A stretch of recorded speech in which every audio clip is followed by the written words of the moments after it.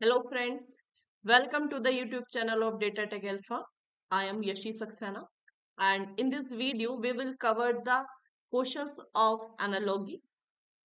So start करते हैं analogy के कुछ अच्छे क्वेश्चंस के साथ जो कि आपको हेल्प करेंगे प्लेसमेंट में। डिफरेंट डिफरेंट कंपनीज के जो भी एग्जाम्स होते हैं हमारे उसमें एनालॉगी हमारा एक बहुत ही इंपॉर्टेंट टॉपिक है, एक बिल्कुल बेसिक टॉपिक है जो कि आना आपको बहुत जरूरी है क्योंकि एनालॉगी से ही हमारा कोडिंग डिकोडिंग वाला चैप्टर रिलेट करेगा। आपको पता होना चाहिए कि एनालॉगी क्या है, कोडिंग डिकोडिंग क्या है, और उससे पहले आपको कुछ बेसिक इंफॉर्मेशन होनी चाहिए जिसके बारे में हम डिस्कस करेंगे। सो चलिए स्टार्ट करते हैं। सबसे पहले हम बेसिक इंफॉर्मेशन के साथ स्टार्ट करेंगे। तो जानते हैं कि बेसिकली कितने टाइप्स के क्वेश्चन आते हैं। There is three types of questions. Letter analogy जिसमें आपको लेटर्स गिवन होंगे, अल्फाबेट्स गिवन होंगे A B C D E F G H, और पूरी आपकी अल्फाबेट पर डिपेंड करेंगे ये क्वेश्चंस जिन्हें हमने लेटर एनालॉगी के नाम से जाना है।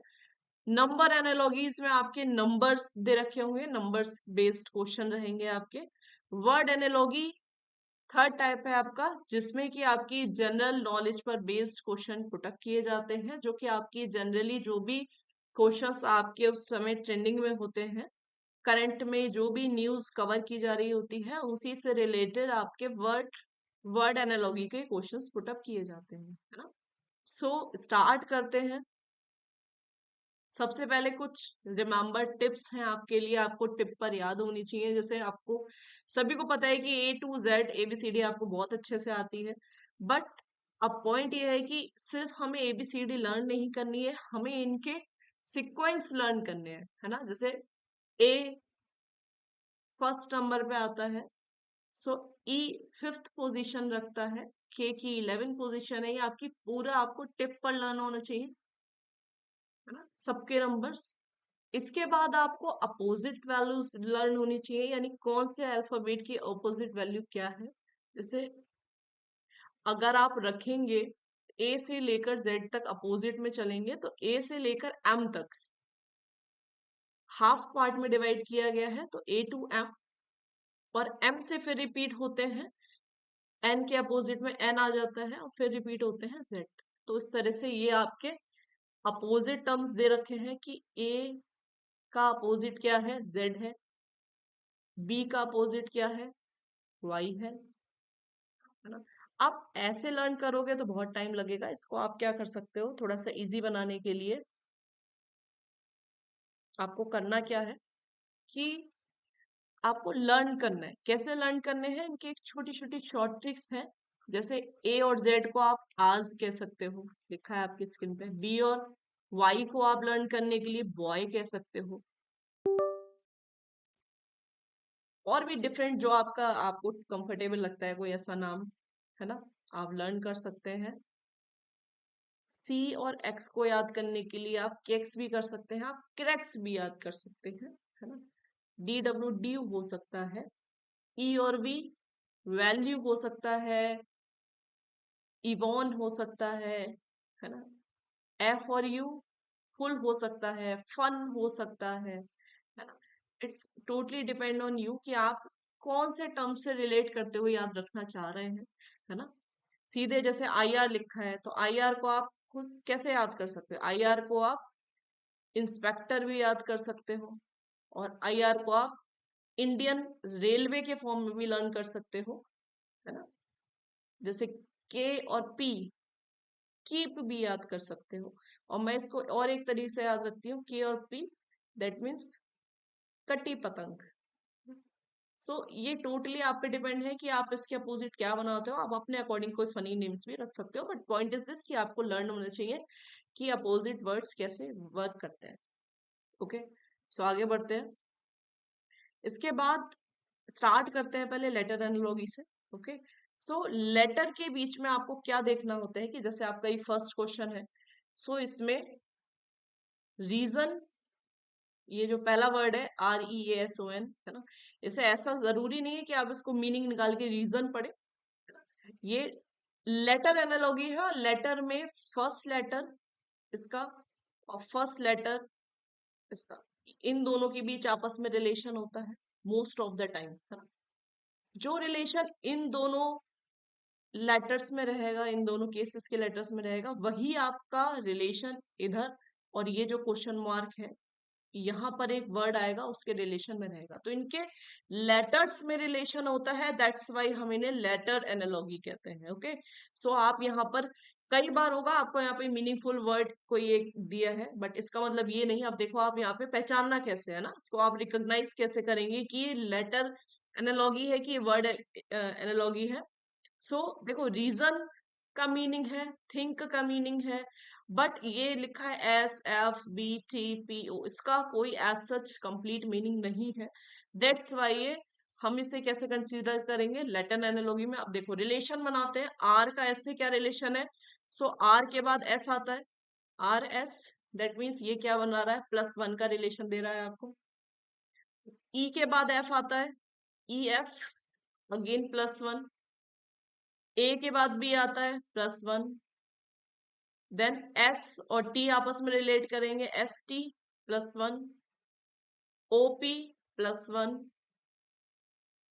एंड N और O, ये भी क्या है, NO, N के बाद O आता है तो +1 का रिलेशन आ रहा है।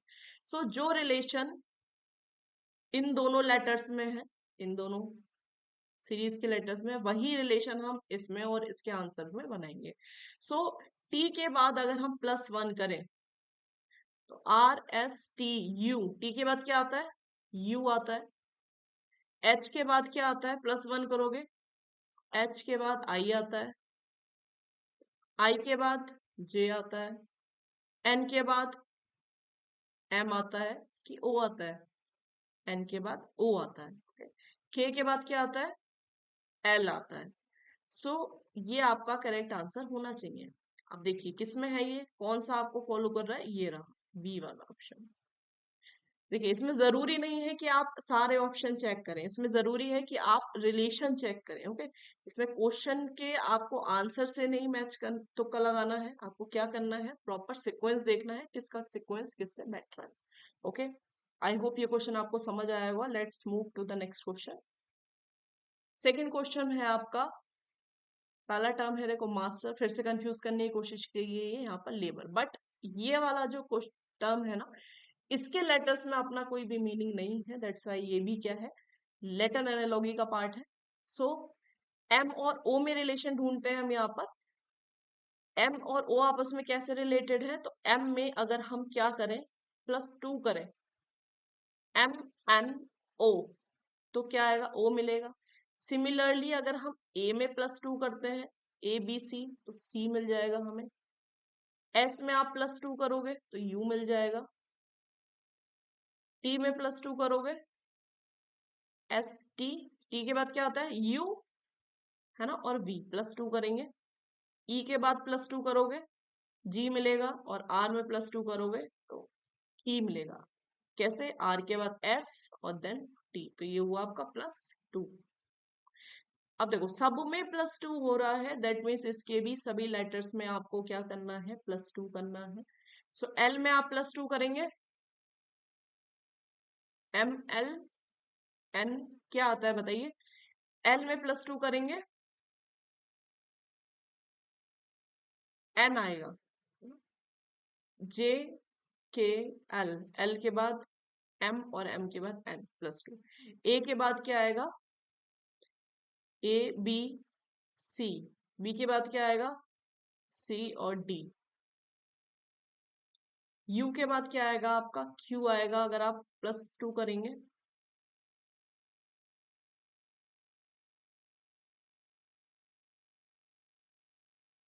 ठीक है, LMN, ठीक, इसके साथ ये आ गया BCDOPQ,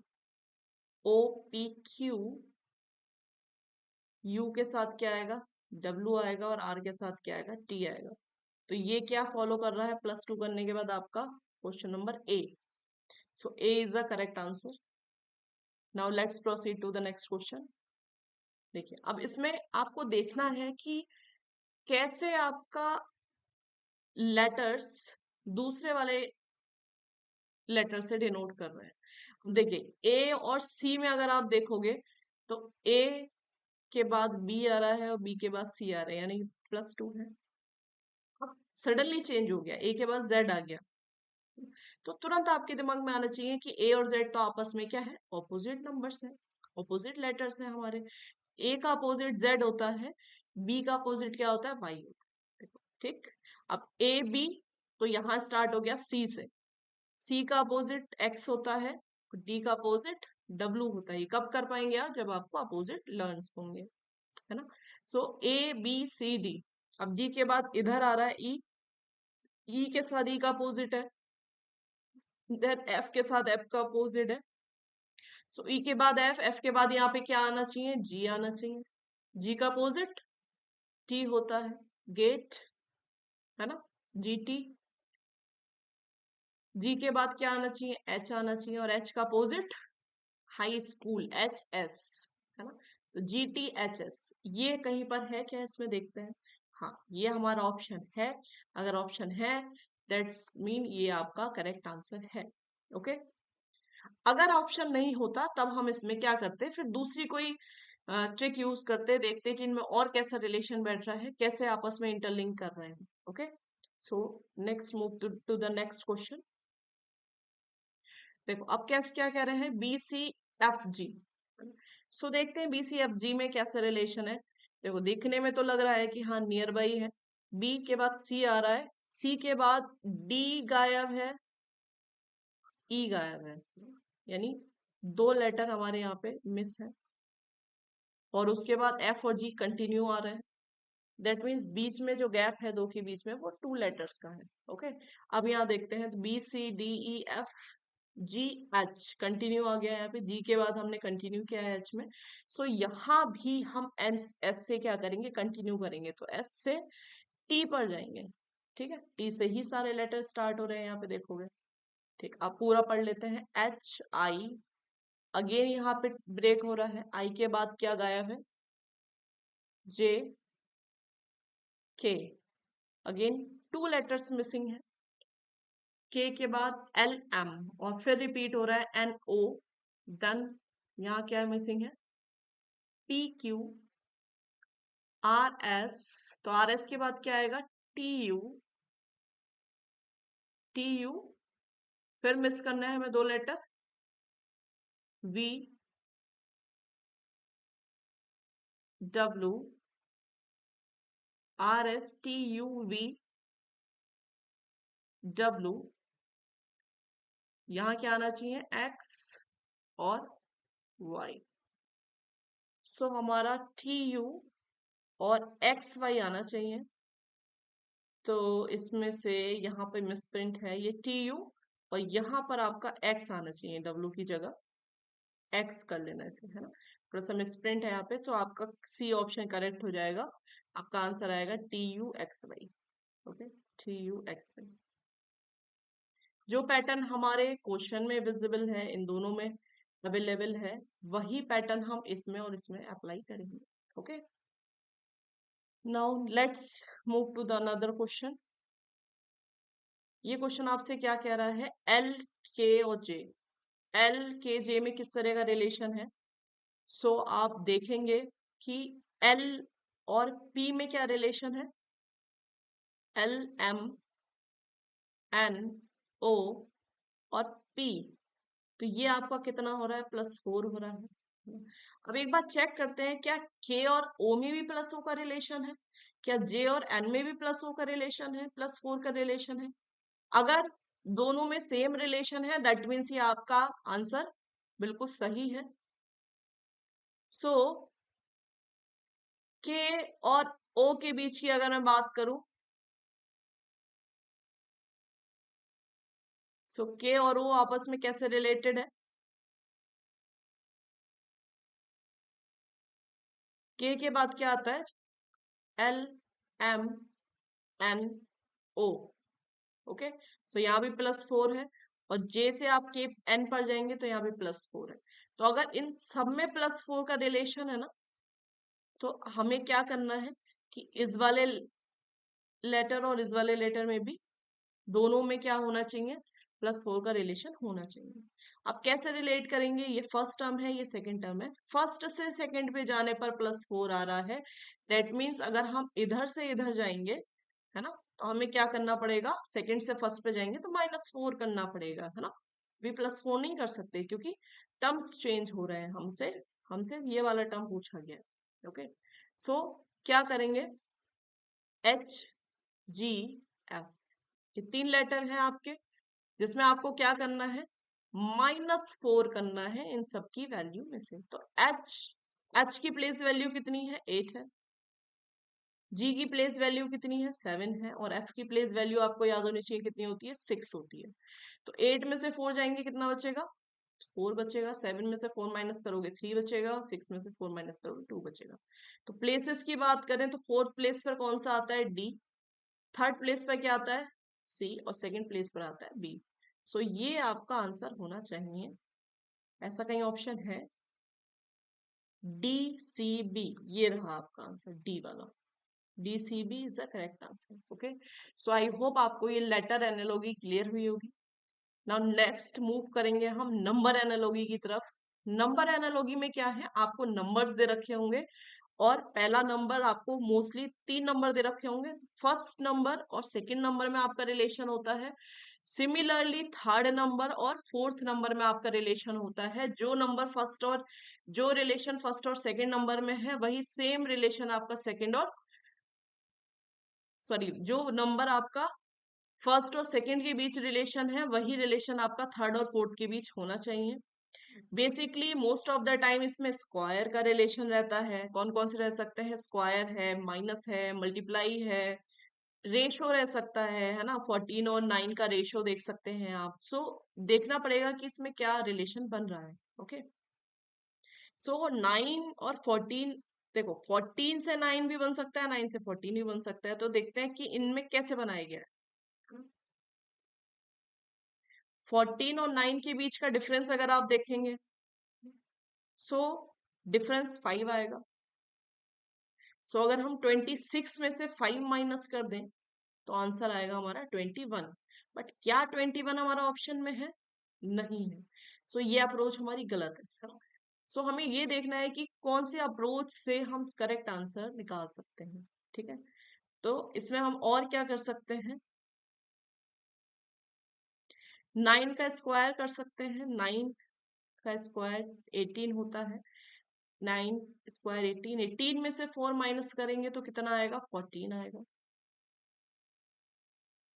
सिमिलरली हम यहाँ पर ऐसा कौन सा नंबर लें, तो अगर हम यहाँ पर 15 ले लेते हैं, तो 15 का स्क्वायर करने पर 30, और 30 में से 4 माइनस करोगे तो आपका बैठेगा 26। ठीक, जो कि आपका क्या है, एक ऑप्शन में है 15। तो यही आपका करेक्ट आंसर होगा। दैट मीन्स अगर यहाँ पर हमारा क्वेश्चन मार्क की जगह पर 15 होता, तो 15 का स्क्वायर करते तो 30 आता, और 30 में से 4 माइनस करते तो 26 आता, जो कि आपका करेक्ट आंसर है। तो 15 is the correct answer. Okay, so basically number analogue में बहुत सारी पॉसिबिलिटीज बनती हैं, डिपेंड करता है कि आपका कौन सा आंसर ठीक बैठ रहा है, कौन सा ऑप्शन ठीक है। 3 और 12 इनके बीच क्या रिलेशन हो सकता है, 3 और 12 में मल्टीप्लाई भी लगा सकते हैं। 3 की मल्टीप्लाई किससे कराएं कि 12 आ जाए, तो 4 से मल्टीप्लाई करा सकते हैं। तो 3 4 जा 12 होते हैं, बट क्या 5 4 जा इसमें अवेलेबल है, 5 4 जा 20 होता है, बट 5 4 जा 20 यहाँ पर अवेलेबल नहीं है। दैट्स वाई हम ये नहीं अप्लाई कर सकते। ओके, सो कुछ और सोचते हैं कि हम 3 को कैसे 12 बना सकते हैं, क्या रिलेशन इसमें लग सकता है। सो हम क्या कर सकते हैं, 3 का स्क्वायर कर सकते हैं। 3 का स्क्वायर कितना होता है, 9 होता है, और अगर हम इसमें 3 को ही प्लस कर दें तो 9 + 3 कितना हो जाएगा हमारा, 12 हो जाएगा। ओके, सिमिलरली 5 के साथ करके देखते हैं। 5 का स्क्वायर 25 होता है, और हम इसमें अगर 5 को ही प्लस कर दें, सो आंसर विल बी 30। सो क्या 30 ऑप्शन में है, यस 30 हमारे ऑप्शन में है। सो ये वाला ऑप्शन हमारा ठीक हो सकता है। सो आंसर हमारा करेक्ट क्या होगा, C is the correct answer. Now move to the next question. Question number 8 आपसे कह रहा है कि MXN, ओके। अब यहाँ पर x की वैल्यू लगाई भी जा सकती है ना? और नहीं भी लगाई जा सकती। देखिए यहाँ पर आपको कैपिटल में दे रखा है, यहाँ पर x आपको स्मॉल में दे रखा है। दैट मीन ये दोनों तो आपस में रिलेटेड हो गए। और m की जो वैल्यू होती है अल्फाबेटिकल वो 13 होती है। m 13 प्लेस पर आता है और n आपका 14 प्लेस पर आता है। तो बेसिकली ये आपकी क्या दे रखी है, प्लेस वैल्यूज दे रखी है। सो अभी हम क्या करें, f की प्लेस वैल्यू क्या होती है, f की प्लेस वैल्यू 6 होती है। ये आपका स्मॉल पोजीशन में आ जाएगा। और r की प्लेस वैल्यू आपकी 18 होती है। सो क्या ये ऑप्शन में है? Yes. So C is a correct answer. Now next question 16, 56, 32। अब देखो यहां से इन दोनों में रिलेशन भी बन रहा है। 16 टू जा 32 होते हैं। बट हमें जो रिलेशन देखना होता है ना, वो इन दोनों में देखना होता है, फर्स्ट और सेकंड में, ना कि फर्स्ट और थर्ड में। सो फर्स्ट और सेकंड के बीच जो रिलेशन है वही हमारा थर्ड और फोर्थ पार्ट के बीच होना चाहिए। सो रिलेशन देखें, अगर हम 16 और 56 का रेशो देखें तो कितना आ रहा है, डिवाइड देंगे। 8 8 से दोनों डिविजिबल है। 8 टू जा 16 होते हैं और आपका 8 7 जा 56 होते हैं। यानी हमें कुछ भी करके क्या करना है, इस वाले पार्ट का 32 और क्वेश्चन मार्क का जो हमें रेशियो निकालना है 2:7 निकालना है। ओके। सो कौन सा नंबर रखें हम क्वेश्चन मार्क की जगह कि इनका रेशियो क्या बन जाए, 2:7 बन जाए, है ना। सो हमें क्या करना पड़ेगा, 16 टू जा 32 होते हैं, है ना। और 16 से अगर हम इसे कट करेंगे तो 16 टू जा 32 और 16 7 जा कितने होते हैं, तो 16 7 जा होते हैं 112। यानी अगर यहाँ क्वेश्चन मार्क की जगह 112 आ जाए तो हम इसे 16 से डिवाइड करेंगे तो यहाँ 7 आ जाएगा। सो हमें किससे डिवाइड दे रहे हैं, 16 से डिवाइड दे रहे हैं। ठीक, इसे भी हमने 16 से डिवाइड किया, तब हमें 2:2/7 मिलेगा। यानी इसका जो आंसर है आपका वो क्या आएगा, B is the correct answer. क्या किया है हमने, हमने दोनों का रेशो सेम बनाया है। जो रेशो 15 16 और 56 में है वही हम सेम रेशो 32 और 112 में देख सकते हैं। दोनों के बीच 2:7 का रिलेशन है। दैट्स वाई आपका 112 आंसर करेक्ट है। Okay, so let's move to the next class. Next question है आपका क्वेश्चन नंबर 10, 24, 60, 120। अगेन इसमें क्या रिलेशन है, 24 और 60 के बीच अगर हम रेशियो देखें, इसको कट करें किसी एक नंबर से, तो दोनों नंबर किससे डिविजिबल है, 12 से डिविजिबल है। दोनों को अगर आप डिवाइड दे दो 12 से, तो 12 टू जा 24 और 12 5 जा 60। दैट मीन्स दोनों के बीच जो रेशियो आ रहा है 2:5 का आ रहा है। सो 1 से डिवाइड करें कि रेशियो 2 बन जाए। सो 6 टू जा 12, यानी अगर हम 60 से डिवाइड करें सो 2 आएगा। अब जब हमने 120 को 60 से डिवाइड किया है तो यहाँ भी हम किसी नंबर को 60 से ही डिवाइड करेंगे। सो हम किस नंबर को डिवाइड करें कि यहाँ पे 5 आ जाए, तो 65 जा कितने होते हैं, 65 जा होते हैं 300। 6 5 जा 30, 300। सो अगर हम 300 को 60 से डिवाइड देंगे तो इन दोनों के बीच का रिलेशन भी क्या बनेगा, रेशियो इनका 2:5 बनेगा। सो यहाँ पर जो हमारी वैल्यू आनी चाहिए ना, वो 300 आनी चाहिए। क्या देखा यहाँ पे हमने, यहाँ रेशो देखा है ना, कि इनका रेशो क्या बन रहा है। ओके, आई होप आपको ये नंबर एनालॉगी क्लियर हुई होगी। नहीं समझ में आई है, कोई भी डाउट है आप कमेंट सेक्शन में पूछ सकते हैं। ओके, आपके डाउट क्लियर किए जाएंगे। सो नेक्स्ट क्वेश्चन की तरफ मूव करते हैं। आगे आपका वर्ड एनालॉगी है। वर्ड एनालॉगी में मोस्टली जो क्वेश्चन रहते हैं वो आपकी नॉलेज बेस्ड रहते हैं। सेंस आपको लगाना होता है। जैसे पहला क्वेश्चन आपका क्या कह रहा है, क्वेश्चन नंबर 11, फ्लो और रिवर की बात कर रहे हैं, यानी रिवर क्या है, फ्लो में बहती है, रिवर का फ्लो होता है एक। और स्टेगनेंट किसका होता है, स्टेगनेंट का मतलब होता है ठहराव, है ना। ठहराव किस में होता है, रेन नहीं, रेन का वाटर तो खुद फ्लो करता है। Steam, second option steam, steam भी आपकी फ्लो करती है, ठीक। और कैनल, कैनल का वाटर भी आपका फ्लो करता है। तो स्टेगनेंट जो होता है ना, वो पूल के वाटर में होता है। जो पूल में वाटर होता है वो ठहरा हुआ होता है, रुका हुआ, जमा हुआ पानी होता है, रुका हुआ। सो उसको स्टेगनेंट कहते हैं, स्टेगनेंट वाटर। ओके, सो आपका जो आंसर है वो क्या सही है, pool is the correct correct answer. So basically world economy में knowledge based, GK based question रहते हैं, है ना।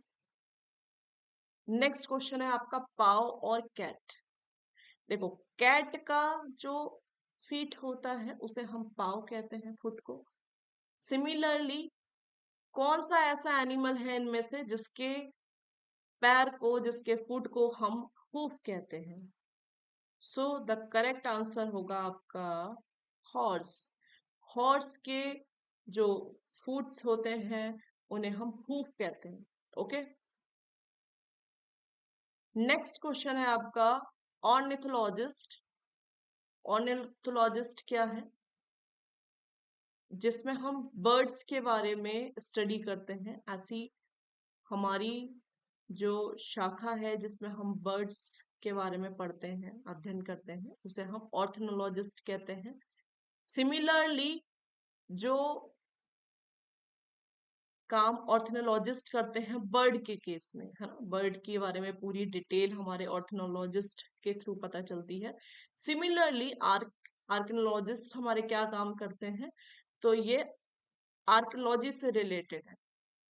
ओके, आर्कियोलॉजी होता है पुरातत्व विभाग, है ना, जिसमें हमारे जो प्राचीन समय के तथ्य हैं उन्हें खोजा जाता है, उनकी डिस्कवरी की जाती है। सो ऐसे लोगों को हम आर्कियोलॉजिस्ट कहते हैं। ओके, नेक्स्ट क्वेश्चन है आपका पीकॉक और इंडिया। सो पीकॉक और इंडिया कैसे रिलेटेड है, देखो इंडिया का जो हमारा बर्ड है, नेशनल बर्ड है, वो पीकॉक है। सो आपको पता होना चाहिए कि बियर कहाँ का नेशनल बर्ड है। ऐसा कौन सी कंट्री है जिसका नेशनल बर्ड बियर है। ऑस्ट्रेलिया है, अमेरिका है, रशिया है कि इंग्लैंड है ना। अभी तो ये बियर पे क्वेश्चन पूछा गया है, यहाँ किसी पर भी, किसी भी एनिमल पे आपका क्वेश्चन पूछ लिया जाएगा कि ऑस्ट्रेलिया का, आपको पता होना चाहिए ऑस्ट्रेलिया का नेशनल बर्ड कौन सा है। सो बियर किसका है, बियर है आपका रशिया का। रशिया का जो नेशनल एनिमल है ना, वो हमारा बियर है। ओके, नेक्स्ट क्वेश्चन की बात करें, सो आर्किटेक्ट और बिल्डिंग आपस में कैसे कनेक्टेड है। देखिए, जो बिल्डिंग्स होती हैं वो आर्किटेक्ट बनाते हैं, उनका डिजाइन आर्किटेक्ट द्वारा बनाया जाता है।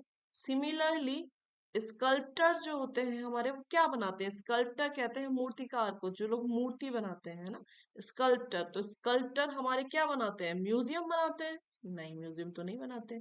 स्टोन बनाते हैं, नहीं बनाते। ये क्या बनाते हैं, ये स्टैचू बनाते हैं, है ना। एक मूर्तिकार, एक स्कल्पटर क्या बनाता है, स्टैचू बनाता है। तो इस तरह से आपको रिलेट करना है कि कौन सा टर्म आपस में कैसे कनेक्टेड है। हाँ? ओके, नेक्स्ट क्वेश्चन देखते हैं। देखिए, ये कह रहे हैं आई किससे रिलेटेड है, मायोपिया से रिलेटेड है। सो अब आपको पता होना चाहिए कि आईज में एक डिसीज हो जाती है जिसे हम मायोपिया कहते हैं, है ना। मायोपिया में देखने में दिक्कत आती है ना। सो आपको डिसीज का नाम है आईज में होने वाली। अब टीथ में होने वाली डिसीज का नाम आपसे पूछा गया है। सो इसमें से ऐसी कौन सी डिसीज है जो टीथ से रिलेटेड है ना। सो फर्स्ट ऑप्शन है आपका पाइलिया। और आपने बहुत सुना होगा कि जड़ों में, मसूड़ों में हमारे क्या हो जाती है, दांतों में हमारे पायरिया हो जाता है, जिसकी वजह से हमारे टीथ खराब होने लगते हैं। सो ए इज अ करेक्ट ऑप्शन, है ना। सो बेसिकली इसमें आपके साइंस से रिलेटेड जो भी फैक्ट्स बेस्ड क्वेश्चन है, जीके बेस्ड, वो आपसे पूछे जा सकते हैं। ओके, सो आज के लिए इतना ही। ओके, मिलते हैं नेक्स्ट क्लास में। ये सीरीज आपकी जो प्लेसमेंट से रिलेटेड सीरीज है, उसमें डेली क्लासेस आपकी रहेंगी। ओके, सो कनेक्ट रहिए, डेली क्लासेस अटेंड करिए। ओके, नाउ मिलते हैं नेक्स्ट क्लास में। Okay, thank you class.